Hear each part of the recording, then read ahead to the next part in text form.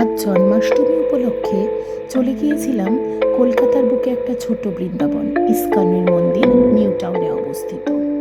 খুব সুন্দর করে এটা সাজানো। আমরা যখন পৌঁছেছিলাম তখন কিন্তু এখানে পুরোদমে প্রস্তুতি শুরু হয়নি। দেখো, দেখতেই পাচ্ছ এখানে সাজগোজ, এদের নিজেদের প্রার্থনা শুরু হয়ে গিয়েছিল।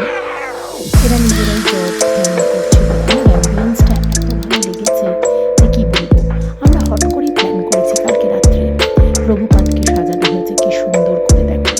তারপরে এরপরেও তোমরা দেখতে পাবে কি সুন্দর এই জায়গায় রাধাকৃষ্ণকে সাজানো হয়েছে শুধুমাত্র জন্মাষ্টমী উপলক্ষে। এত সুন্দর পরিবেশ, এখানকার আরতি, এখানকার জপ ধ্যান, কীর্তনের সঙ্গে নাচ গান, কোথায় যেন নিজেকেই বিলীন করে দিচ্ছিলাম।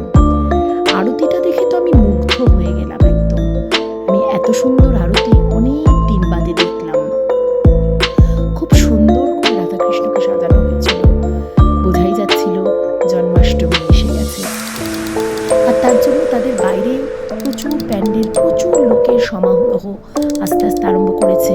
ইনি এসেছিলেন স্বয়ং বৃন্দাবন থেকে, কিছু ভগবতের পাঠ আমাদের শোনালেন। কত ছোট ছোট ছেলে মেয়েরা, তাদের মাথায় দেখা যাচ্ছে তিলক পরা। আমি আশেপাশের এত জায়গা ঘুরলাম, ওদের জায়গাটা অনেক বড় জায়গা।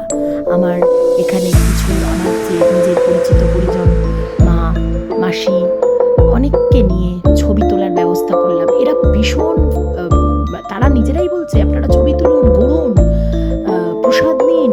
কিন্তু আমরা সত্যি কথা বলতে একটা কাজেই আজকে বেরিয়েছিলাম, সেই জন্য আজকে আমরা ওখানে প্রসাদ আর গ্রহণ করতে পারিনি, কারণ ওদের একটু দেরি হচ্ছিল প্রসাদটা দিতে। তো আজকে যেহেতু আমরা কাজের জন্য বেরিয়েছি, আজকে আমরা দেখে আসলাম জায়গাটা কীরকম, আবার একদম ইচ্ছা থাকবে যাওয়ার। আশেপাশে পরিবেশটা দেখা যাচ্ছে ঝুলন, জন্মাষ্টমী উপলক্ষে এত সুন্দর সাজানো হয়েছে। আর আজকে পরিবেশটা খুব সুন্দর ছিল, বৃষ্টি ছিল না। এরপরে তোমাদের দেখাবো আরেকটা জিনিস, সেটা হচ্ছে এখানকার গোশালা।